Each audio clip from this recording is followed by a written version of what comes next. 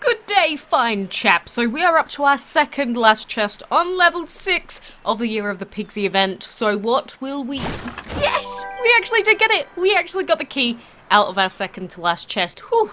You know, it's just a lot easier that way. So there we go. We have our PIGSY Dragon unlocked. And now we only have the Jade Dragon left to go. So I'm really happy that we have this guy. You can see how our luck went. It was 2 out of 5 on level 2. And then every other level we either had to open every chest or it was in our second to last chest. So not the best luck I have ever had by any stretch. So, you know, it definitely held us back about a day or so just because of our key RNG. But, you know, we are going to do it. The Jade Dragon is going to be here very soon. But the chests are still super expensive, like, especially in the later stages. They are like an entire reset's worth of points. So it's a very, very costly event. By very costly, I mean just because the chests are expensive. Compared to other castle events, it is pretty much like the same. But anyway, yesterday I did pop in a couple of these dragons. So we've got our little Jormungand guy right here. Let's go and place him into... Are we throwing him in the vault so he can die a painful death? Apparently so.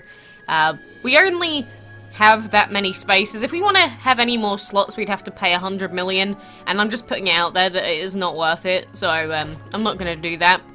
So, there's another Lilith dragon right there. Little beautiful girl sitting in there. Shall we go for another one? Shall we go for another Lilith dragon? Let's go. 36 minutes. Okay, there we go. That was a little bit underwhelming, to say the least. But, yeah, the event itself does seem pretty standard for, you know, the amount of remaining time that you should have. So, it seems like they did actually do a good job in working out what the approximate numbers should have been worked out to. So, you know, kudos for not giving us an impossible event this time around. I have missed a few resets. I think it's only like 2 resets so far, though. So... I'm not like your general player that's probably gonna miss like at least 2 resets a day and probably won't even end up getting the Jade Dragon, but, you know, for how difficult some of the events have been over time, it's really not too bad of an event. So, let's go over here and see if this chest actually has... Can we do this fight? Can we maybe do this fight? Let's go and see if this one has the Jade Dragon in it. Again, no particular reason why I need another one. I'm just doing it for the sake of it at this point. And another thing I did want to mention is, you know, I've been looking at the forums and everyone's still complaining about the arena matchmaking. And personally, I'm not really seeing it. It is like exactly the same as it was before for me, except I don't get free wins right at the beginning. So the only real difference I'm noticing... Do we have any lower level dragons left? Oh, we've got a level 10. Let's level up Ben C. But yeah, with the arena opponents, it's just, you don't get free wins at the beginning. Apart from that, everyone is like pretty much an even level. So I think it just means that if your team sucks, it's probably going to be tough for you to win in the arena these days. Because... you know, if you just have a team of full commons and they're getting wiped by legendaries and divines, now it's sort of your fault, because, you know, since the arena matchmaking has been improved to be as even as possible, now you actually have to have a good team to win. And I think that's where a lot of people's problems have come from. Do you remember way back in the day where everyone used to say, it doesn't matter what team members you have, because you're gonna win anyway, even if you have epics, if you use Dragon Fury and all this stuff. And what did I always used to say? That might be the case right this very moment, but we never know what's coming. Like, next week they could bring out a mini update where, I don't know, they make commons 10 times worse than they are currently, or... they could make divines 10 times worse than they are currently. But considering that they like to, you know, make the harder to get dragons the most powerful, it makes sense that they would keep them strong and the weaker ones would just keep getting worse and worse over time. It's just, people always used to say, oh, we'll just let people use what they want. Why are you being so pedantic about it? The reason I'm being pedantic is because of situations like this. Because now we have tons and tons of players that literally can't do the... They can't do the arena now. Don't say I didn't warn you. Because it's so easy for them to just make a decision like that, and then suddenly, the dragons that you've been working on for years, which are some crappy common dragons like a ceremony dragon, they're now utterly useless, and you can't win any arena fights. Which is why it is always a better idea to think over your team before you make it, think about the different elements it has, think about the base stats that you're gonna have, and make your team properly, rather than just going, doesn't matter, who cares, I'm gonna win anyway, until they bring out an update and then suddenly I can't win anymore. Remember when that happened with the dungeon as well? That was sort of like the first sign that they were heading in that sort of direction, where they changed the dungeon arena opponents, and so many people, when it changed, were like, oh my god, the dungeon's impossible now. Gameloft, you've made your game too difficult now. Shame on you, making these dungeons impossible. And I was like, I'm not feeling it. I have 3 level 100s, and I'm not feeling it at all. And, you know, it just goes to show that people never even bothered to make their teams properly, so they just get absolutely rinsed out, would be a polite way of putting it.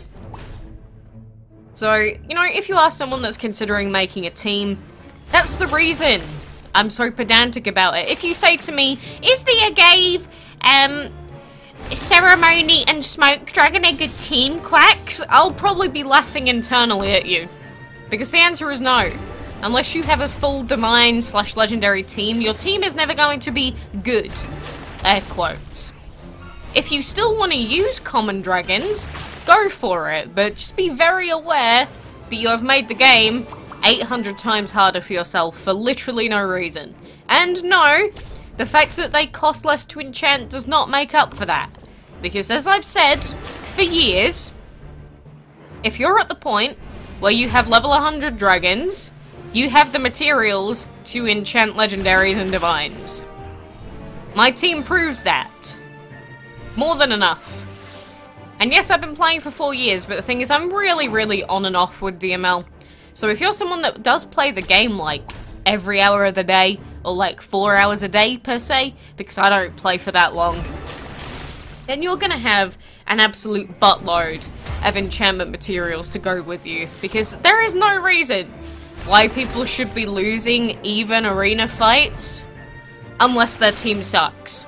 Or unless you go against a Hathor, Freya, and Ares team, in which case I will concede that one to you. Yes, I don't expect you to beat that fight because they are pay-to-win dragons, okay? That is the only fight that I will allow you to say that it is Gameloft's fault for making it broken. But apart from that, it is 100% your own responsibility, and you only have yourself to blame for not bothering to make the correct team. Or at least a good team. There's no such thing as a correct team. Because, you know, you can use any team that you want, as long as it's even, they've got good base stats. So, if you can use exception dragons, like, you know, the special ones like Ra, or Freya and Hathor, obviously you're going to have a better team than if you don't. And it really is crazy just how many people do not understand what effect elements have on base stats for dragons. Like, a lot of people do not realize that a dragon's damage and health is based off of the elements they have, unless they're an exception dragon. People just, it goes way over their head. They don't even think about it, and they just go, yeah, well, this one has shadow, so it's good, right? That's not quite how that works. As a general idea for epics, yes, pretty much all of the shadow epics are usable, and are better than most of the other epics, but it's not quite that simple.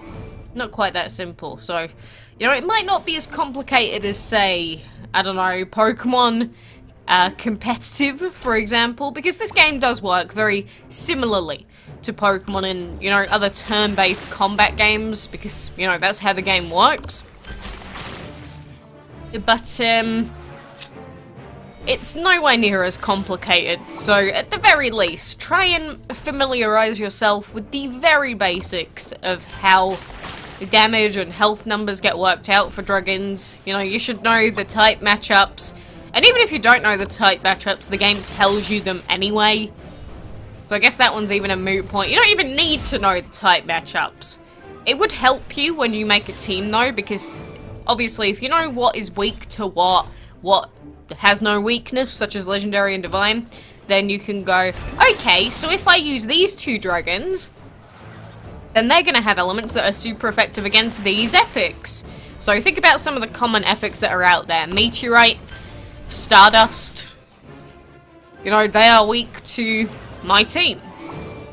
So my team is really good against even the best epics that are out there. The Rock is a good epic, and he is weak to a lot of stuff. So it's worth considering, but realistically you should be planning to, you know, face a team of full divines basically. So it's just don't plan your life around beating the idiots. Plan your life and plan your game around beating the best. That way you know that you've tried your best to make a good team, and that hopefully on average it should be a better thought out team than the average chap.